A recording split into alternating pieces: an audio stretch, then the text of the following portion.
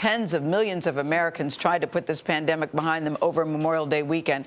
They hit the beaches, they were at the airports, they hit boardwalks on the first holiday in more than a year when most of us didn't have to wear a mask. Didn't that feel good? And at a time when more than half of American adults are fully vaccinated, right now we have the lowest number of new COVID infections in the U.S. in more than a year. So here's a question. How do we keep it that way over the summer? Joining us now is Dr. Ashish Jha. He's Dean of Brown University School of Public Health. Good morning to you. Very good to see you, Dr. Jha. We're going to get to you right away. Good morning, Gayle. Thanks for having me on. So this is the thing. All the experts are saying, do not rush to victory yet. It's not time. We still have a ways to go. But I think that ship has sailed. If you look at what happened over the airports, you look at people that were celebrating, I think people think it's over. And you are here to say what? I'm here to say if you are vaccinated, it's largely over. We're going to have a really good summer, especially for people who are vaccinated. 2/3 of adults now, almost 2/3 have at least one shot. I think that's terrific. I remain worried about people who are unvaccinated because we have a lot of very, very contagious variants that are spreading across the U.S.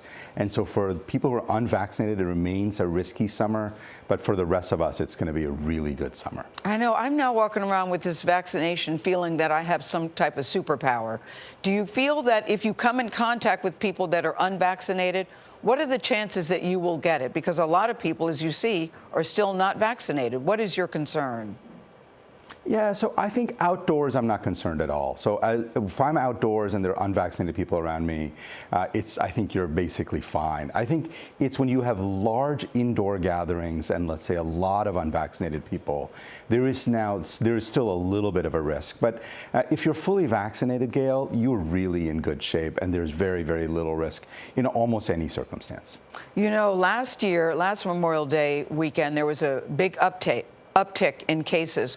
What is your prediction this time? Yeah, you know, Gayle, I'm a little bit worried about the South, and I'll tell you why. Last year, right around this time, we saw an uptick in cases. Actually, more than an uptick, we saw a big surge in cases in the South because obviously it's starting to get hot. People are spending more time indoors.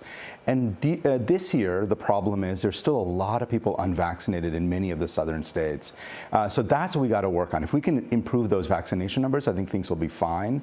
But I am worried about an uptick in cases in many of those states. What can you tell us about the timeline for a booster shot?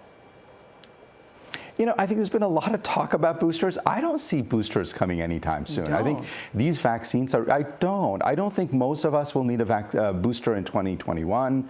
I mean, maybe next year, but I really am skeptical that we're going to need one anytime super soon. These vaccines are really remarkable, and I suspect they're going to give us protection for a good period of time.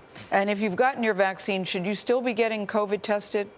Asking for a friend. You know, yeah, no, look, if you don't have any symptoms, no. Obviously, if you wake up with a fever, a cough, sore throat, any of this stuff, if you have symptoms, you should absolutely get tested because breakthrough infections do happen. But if you're otherwise feeling fine and normal, asymptomatic testing for people who've gotten the vaccine is really not necessary.